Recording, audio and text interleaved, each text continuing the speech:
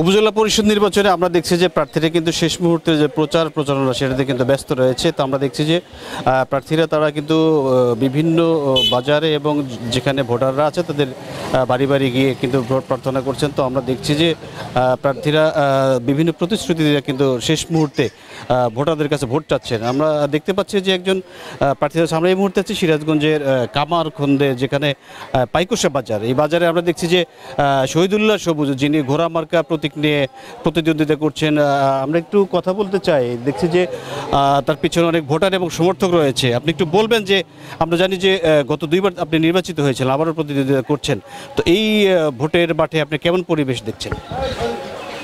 ধন্যবাদ। আমি দুইবার কামারখন্দের উপজেলা পরিষদ নির্বাচনে স্বতন্ত্র প্রার্থী হয়ে আমি দলীয় প্রার্থীদের পরাজিত করে চেয়ারম্যান নির্বাচিত হয়েছি। কামারখন্দবাসীকে আমাকে নির্বাচিত করেছে।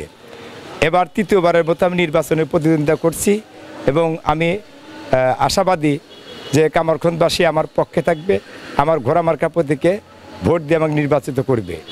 এবং সেই সাথে এখনও পর্যন্ত ভোটের পরিবেশ মোটামুটি আছে, তবে আশঙ্কা এবং কিছু গুজব গণমানুষের মধ্যে বিরাজ করছে। সেটি হলো যে ভোটের একদিন পূর্বে থেকেই এইসব স্বতন্ত্র প্রার্থী তারা বাইরে বেরোতে পারবে না এবং জয়ী হলেও সে ডিক্লারেশন পাবে না, এরকম কথাবার্তা মাঠে ছড়ানো হচ্ছে এবং এতে জনগণ শঙ্কিত এবং আতঙ্কিত হচ্ছে। আচ্ছা, আমরা দেখছি যে আপনি দুইবার চেয়ারম্যান, আবার আপনি নির্বাচন করেছেন, কেন আপনাকে তৃতীয়বার আপনাকে জনগণ?